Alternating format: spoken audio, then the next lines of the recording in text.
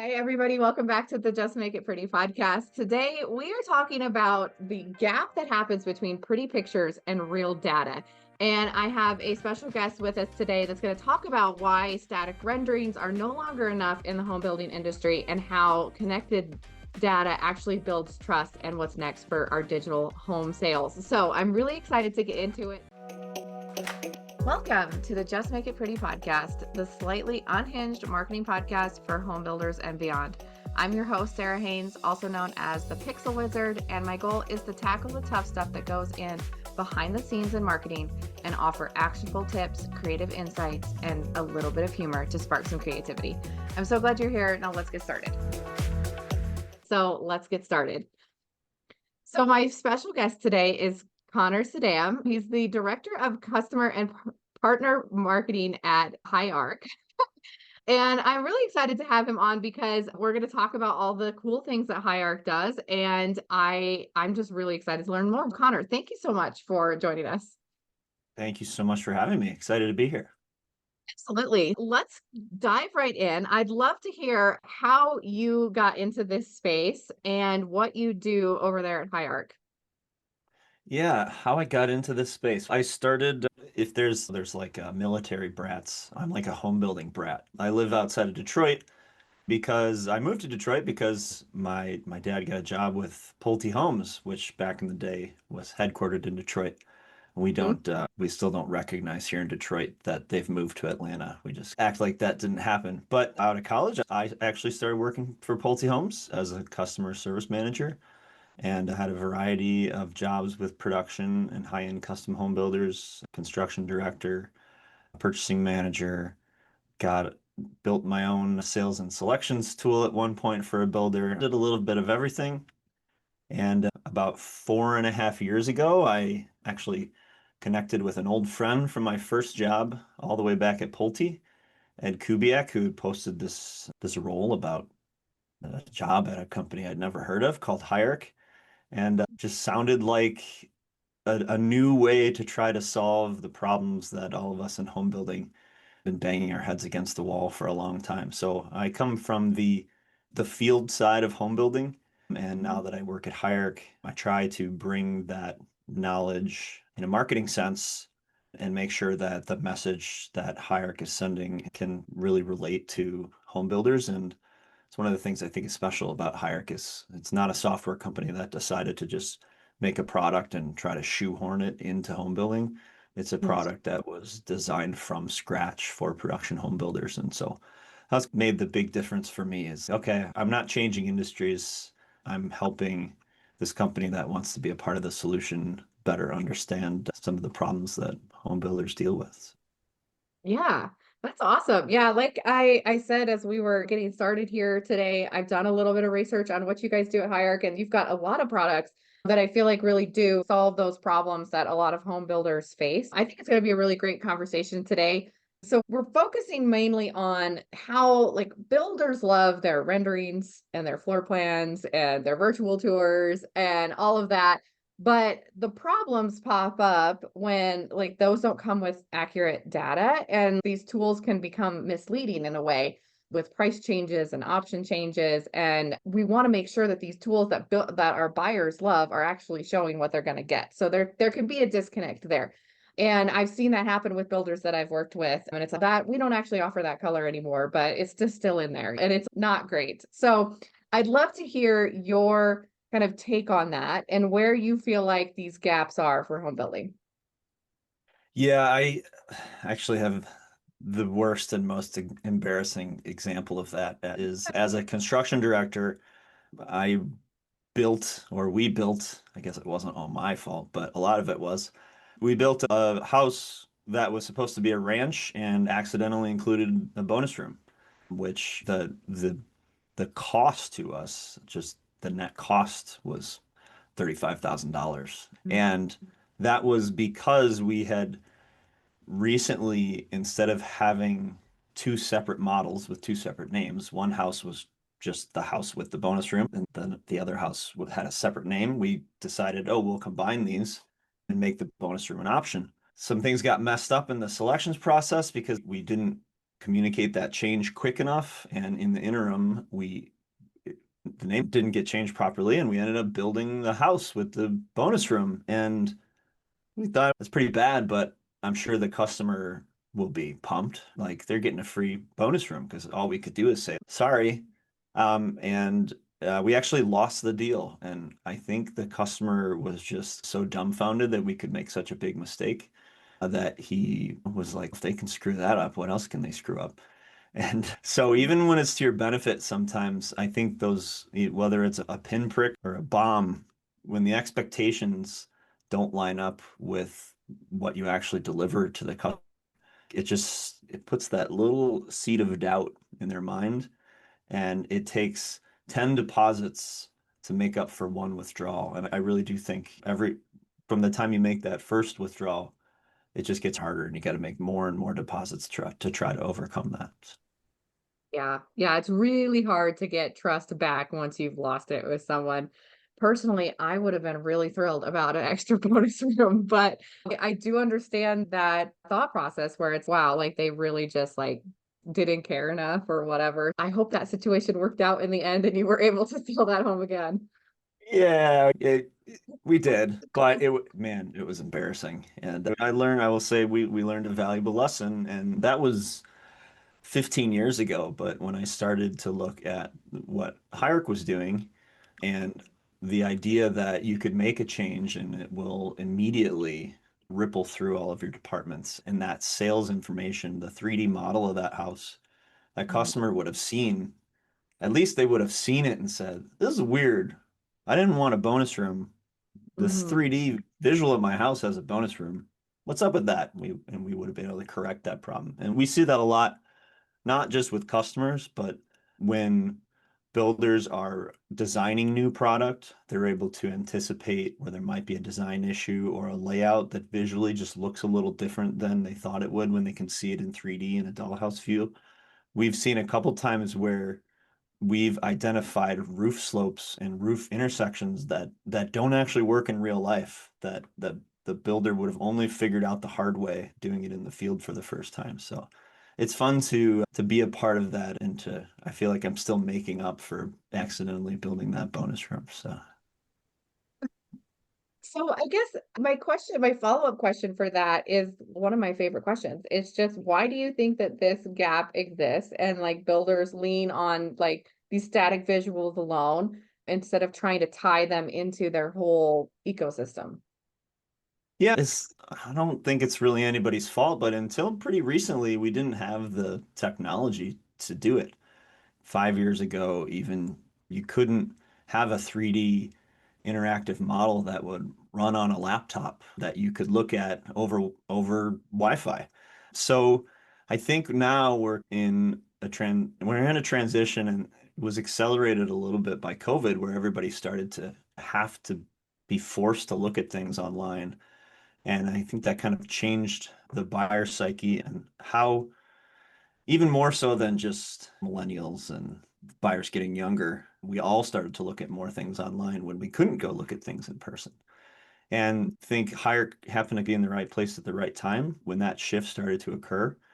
And so the why maybe isn't a builder's fault, but now why doesn't everybody have it? A lot of the tools we're using are 20th century tools. We're still using design programs that were designed last century. We're still using isolated estimating programs that you have to bring a model in and then do all of your takeoffs in, as opposed to having all of that data be connected. It's in a lot of ways we're using switchboard technology when you had to call somebody and then they had to pull the plug out of here and plug it in over there in order to get you through to your call, instead of just I pick up the phone and I hit send and I can talk to somebody in Japan if I want to. Yeah. I think we're getting there, and Higharc is not the only one that's a part of that, but I do think if builders, whether you're doing design, estimating, purchasing, construction, sales, if you're not looking at technology and solutions to help connect the siloed aspects of your business, you're going to be continue to fall further and further behind. Yeah. We live in really exciting times though, because I do feel like there's so much technology that's being created right now that solves so many problems for builders and even just businesses out in our world. Everything is literally changing right now. And I think it's a perfect time to jump on these things because there is a lot new and like you're going to be at the forefront of having this type of technology. And I feel like buyers are seeing it everywhere that they're at. I have had several guests on the podcast talk about how like Amazon and all of these companies, the experience that buyers are having outside of home building has changed so much that now that's being pulled into what they're expecting when they buy a home. But I think that the biggest thing is still that they expect honesty, accuracy. They want to know what's happening. They really just want more information about what that process is going to look like and what they're going to get at the end, and that they're looking to build that trust. So I'm very excited about the future and all of these new things popping up because I feel like that's going to be just become easier and easier. Yeah, I started at the end too, right? I started in customer success with Pulte. So I was at the cascading end of all of the upstream problems in a builder's workflow. And sometimes I think it's easy to forget that people are still building these houses out in the world. The plumber's still going to show up on the job site and install PEX, and the framer is still going to swing a hammer and put the roof on your house. And these tools all help, hopefully, help those people have an easier time focusing on what they're really good at, as opposed to fighting fires or fixing problems that we frankly cause for them. So I think sometimes I don't go on the field as much anymore, and I think, oh man, we're doing something cool, but is it really connected to making trades lives better? But I think if you really think about it, it is totally connected, and any little difference we can make in our own sector is actually going to make, theoretically, hopefully, make that plumber's life easier too. So shout Yeah, out to all the trades out there. I for haven't sure. forgotten about you. They don't get enough credit, I do feel like. We don't talk about them enough, and they're the ones actually doing the real work out there. That's another benefit that I feel like even us in marketing, we're like looking at this and we're like, oh, this is going to be great for our buyer, but it's going to ripple effect through so many different departments and so many different ways that we build the home. Yeah, absolutely. So when you think about like the data side of this and you're connecting like your renderings and your data, and it's going to change how like your company has the perception of how you build homes, but also your buyers. Can you talk about that a little bit? Or like how where there's like those overlooked areas of where this data is at? Yeah, when so we say that Higharc is the source of truth for your product data. So we've got great systems, HubSpot, which is your CRM data, and you've got systems like Hyphen, which is your ERP data, but you don't really have a system that consolidates and brings all of your product data into one place. You might use Revit, and then you might to design your house, and then you might use Bluebeam, and then you might use Excel for actual field scheduling. And there's all these different components, and what is at the heart of every home builder's operation is the product they're building. And if you can get back to that source of data, I really believe that's the North Star. If you can get that right, it makes everything downstream easier. What that eventually should translate to for a sales team is there's less, let me check on that. There's less firefighting because a price changed, because a structural option isn't available anymore, because the exterior color selections changed. Ideally, what you want to be able to do is log in to a platform. And when Mhm. you log in, know that the information that's in front of you is up to date and accurate. And the only way you can do that is if that information is always in sync with the product data, which is at the core of your operation. So there can't be somebody running between departments and going, okay, hey, purchasing, we made an update to the size of our sunroom, and so we need to reprice it. Hey, now we need to change that in the selections process to make sure when selections goes through, they tell them how much the sunroom costs. That all has to happen in sync. It doesn't have to happen in sync, but what you lose is agility and lose the ability to react to the market. You lose the ability to react quicker to your competition. And so a lot of builders at Higharc are focused on how can you go to market in a community faster? There's a lot of time savings to be had there. And then the end result of that is how can a salesperson move through a sales cycle faster? Data they have is always up to date and in sync. They don't have to go back and check on a price for a customer. They don't have to go back and make sure. Oh, sorry about that. Apparently, I'm supposed to go pick up my kids from school. They'll be fine. You don't have to go and check on all those things when your customer is coming in with a pre-configured house with all of the structural options already picked out. That's going to Mm-hmm. speed up your sales process no matter what. Um, you go into the department store, you probably already know what size shoes you wear, and you probably have a pretty good idea of what brand you want and what kind of colors you like. So even if you're not picking out everything about your house, we're certainly not trying to replace salespeople with Higharc. We're trying to allow salespeople to do what they're best at, which is manage relationships and guide the customer and give salespeople the tools they need to help get through that process faster and frankly also ultimately be able to make more money. If the customer can see what those options are, really understand them in 3D, they're more likely to buy them. Mm-hmm. There's a fear about how technology is going to replace us in our jobs. And personally, I don't think that is true. So I love what you said about it's basically just enhancing your ability to be able to do your job. And I love that. What do you think are some of the things that builders can keep in mind when they're trying bring in new technology to solve some of these problems? Or maybe what do they get wrong when they're trying to tech their way out? Yeah, change is hard no matter what. And I think some people think oh, we'll just buy this system and it'll be a magic bullet. Mm, It's when I buy a book on, I have my hockey jersey in the background. I've coached hockey for a long time. I have admittedly multiple books on the shelf about how to coach hockey better that I bought. Buying the book does not put the information into your brain, right? yeah. Buying the tool won't fix problems in your process and won't fix the way your teams are prepared for change. And that really comes down to company culture, having the right people, having people that are open-minded.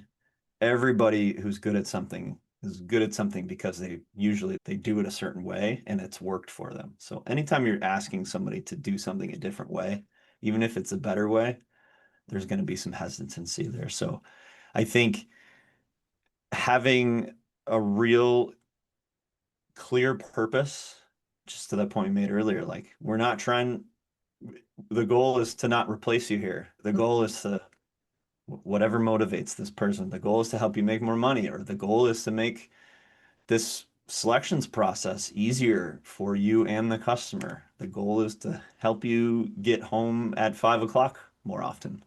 Focusing all of those things, buying a piece of software can't solve those problems. So it's really important that, especially with a tool like Higharc that really affects so many aspects of a home builder's business, that you really get everybody on board and everybody's involved so they're part of the solution and they're at least willing to give it a try and see it hopefully makes sense. That's so interesting. I'm connecting what you're saying in my brain because I'm like, that's really a culture shift.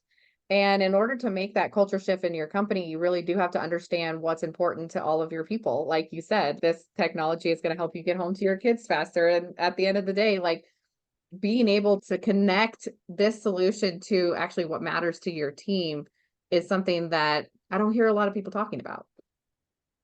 Yeah, I think part of that too is I said, like, when I started out in customer service for Pulte, I just everything was construction's fault, and construction said everything was sales fault, and sales said, oh, everything is purchasing and estimating's fault. They got the pricing wrong in this, and it goes up the chain and up the chain. And there's a tool like Higharc, it really puts everybody in the same boat. And yeah, mistakes sure are still going to happen, but it, it won't fix rowing in different directions. You've got to have that built into your culture as a baseline, but it will help everybody row faster and be more in sync with each other. Yeah. So how do you keep that? How do you communicate to your team that this is that benefit and it's not going to be overwhelming? I think the overwhelm piece is really what a lot of people are worried about because yes, you're changing their process, but like that is going to like really hold them back, I guess is the fear. So how do you dispel that? Yeah, it's frankly, I think if you're going to look at a tool, even if you've already selected what the tool is, Mm, ask for feedback from your teams on what they would be looking for. And then hopefully, if you've already selected the tool, you've selected a tool that aligns with that. But really understanding, we do this a lot at Higharc, is understanding what the customer's needs are. In this case, understanding what your employees are really looking for. And if the problem is construction doesn't get the structural option changes in time, okay, what's the real reason for that problem? It's probably not just that somebody doesn't feel like getting them to you in time. There's probably some systematic thing that we can solve.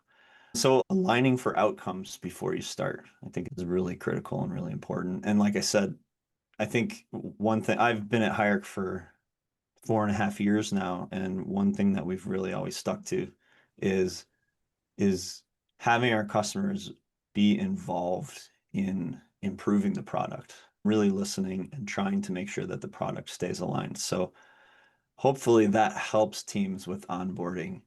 Do we always drop everything we're doing and build exactly the thing that this one specific customer wants? Sorry, I can't say that. But yeah. I do think there is a difference between giving someone the tool and saying, this is the tool you need, Mhm.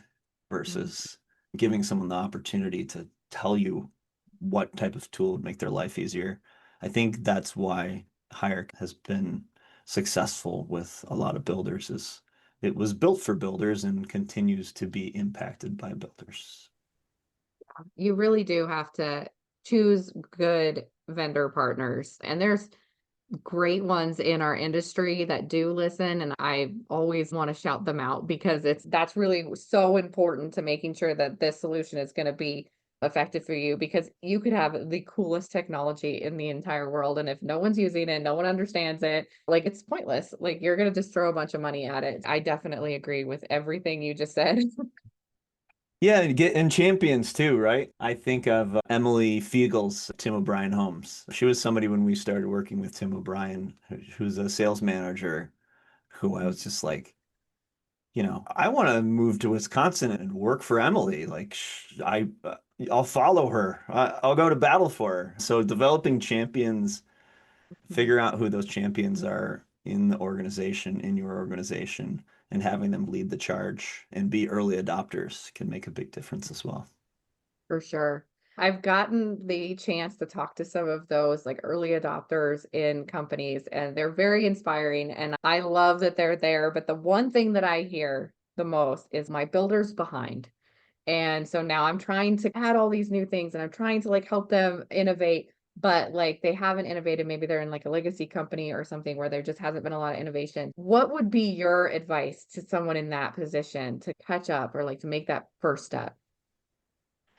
Yeah, I think looking at where your product data lives and how many places it lives in. Hierarch or tools like it don't replace your ERP or don't replace your CRM, but there's a lot of data that you can consolidate and stop having to repetitively input or repetitively move between departments. So Mhm. that requires obviously a mental shift, and we already talked about change being hard, but really look at what the process is and how data about a home moves between the departments in your operation. And whether it's, I talk to a lot of builders and we just say, hey, Hierarch, if somebody signs on to Hierarch, we don't have one meeting with them and they just go, great, let's do it. We take a deep dive with that builder, and we have solutions consultants that have been in the industry for as long as I have or longer. And we want to make sure it's a good fit and we want to make sure we understand the business. And I always tell people, like, even if you don't end up signing up, going through a process like that and really auditing and looking at, okay, how good is our process for designing a new home? And what are the steps? And what non-value adding steps can we remove? And then when it's time for that home to go to estimating, like how long does that take? And what are the steps? And what non-value adding processes can we remove? If nothing else, there are probably some easy pieces of low-hanging fruit that you can go, okay, yeah, we've always done this, but do we really need to do this? And can we eliminate some of those? And I think whether it's Higharc or any other system, getting people from different departments in a room together where there's nothing's off limits, blue sky, ideas, how can we do this differently can make a big difference. Even if you don't do any of them, frankly, sometimes we just need to vent too and just say, hey, this sucks. And if there's nothing we can do about it, okay, at least people know and I feel heard. Yeah. I love this. I love how basically communication and just improving your internal culture is really the key to all of this innovation being successful. Yeah, I was just so critical. The best builders that we work with, I don't think it's a coincidence, are also the most fun and the ones I want to hang out with. That's not just, oh my gosh, what are the chances? That's because they've built a culture and you can tell when you go into a builder and they like spending time with each other.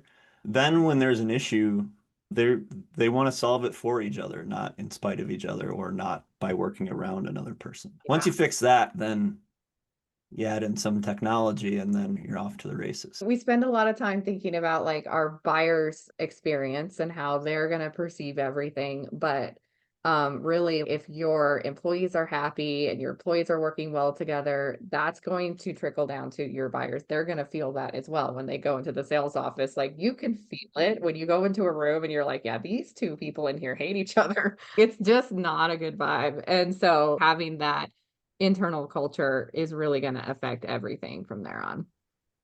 There's a guilty pleasure. Sometimes after a hockey game, I go to Taco Bell because it's late and I'm hungry.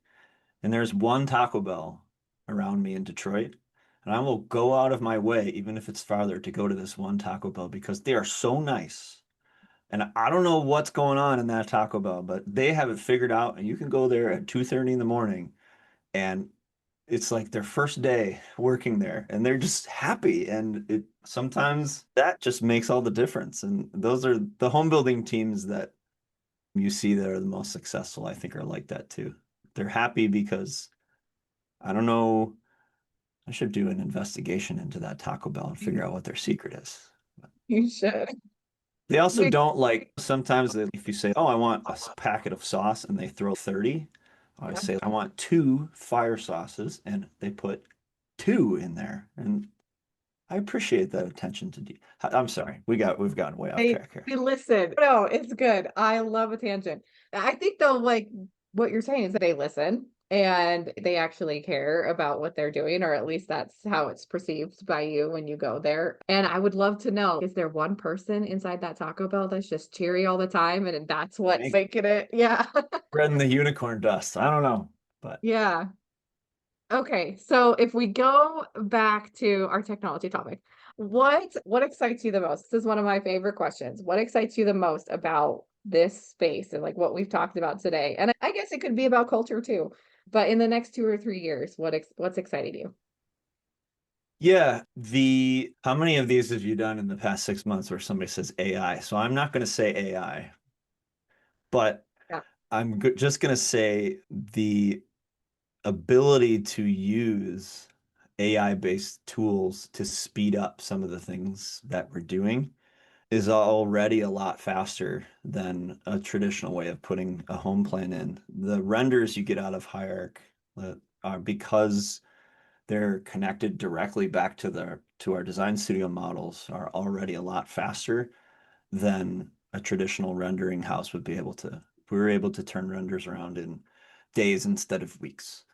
I think we're going to see that come down to hours. And then I've even seen some examples already of instant, and sometimes a random cactus is coming through the roof or something. So, again, I don't think AI is coming for all of our jobs, but I think just like anything else is It's going to be a tool that allows sales professionals and frankly everybody in every department to deliver a better experience for a customer. So as a salesperson, if I can render that three-car garage version of the house with a desert background, and then I can say, oh, actually, we decided we're not going to live in Phoenix, we're going to move to Detroit.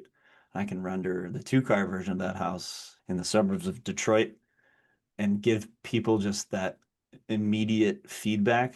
I think that's going to be really cool. And I'm excited about the ability to continue to shorten the time frame that it takes for home builders to take on these kind of systems. And I think that's where AI is going to make a big difference is just right now, if you want to make a major change in your operation, you've got to, if you want to take on a new ERP, it's probably going to take you a year or 2 years to implement that. And I think those timeframes are going to start to shorten a lot. And we're going to get to the same outcomes. We're just going to get there a lot faster, which I think will make a big difference. Yeah, time is money, right? Anytime we can go faster, the better. Yeah, I think the more we can make the delineations between visualization and sales and Mhm. production and design disappear and make them all into one thing through technology with culture as that basis, everything's gonna be okay. Yes, I do understand the people that have some anxiety about these new tools. And we've all been through the horror stories of trying to implement something that just did not go well or was not a good fit. So there's definitely legitimacy to how people feel about these things. But I think I would agree with you on the like that there's so many exciting new technologies coming out and the way that AI is changing things and to be able to be here now and to be at the front of it is a very exciting place because we're going to see our industry change so much in the next 5 years that I can't wait to look back on on where we are now and be like, oh my gosh, remember when it was so hard. Yeah. And the key there is if you put bad data into AI, you get bad results out of AI, right? That's where I think hopefully tools like Higharc and other tools are going to make a difference in terms of the speed and the continuity and the quality of the data that we can input into these tools. And that's just going to increase the quality of what we get out. For sure. So if any of our listeners would like to get more information about Higharc or possibly connect with you, where would they do that?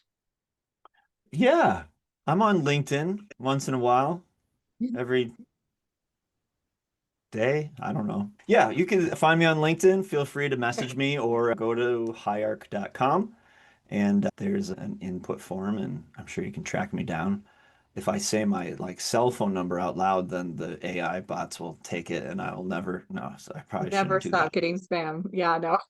Yeah, or shoot me an email. I'm sure there's a way to I'm sure Sarah's figured out how to get my email onto her podcast somehow. Yes, I But can put that in the um, description box for sure. yeah, always love talking to builders. If nothing else, I always say, like I said earlier, if all you do is you learn about some cool technology and you're up to date on what's going on in home building tech, how could that hurt? Yeah, only pros, only pros.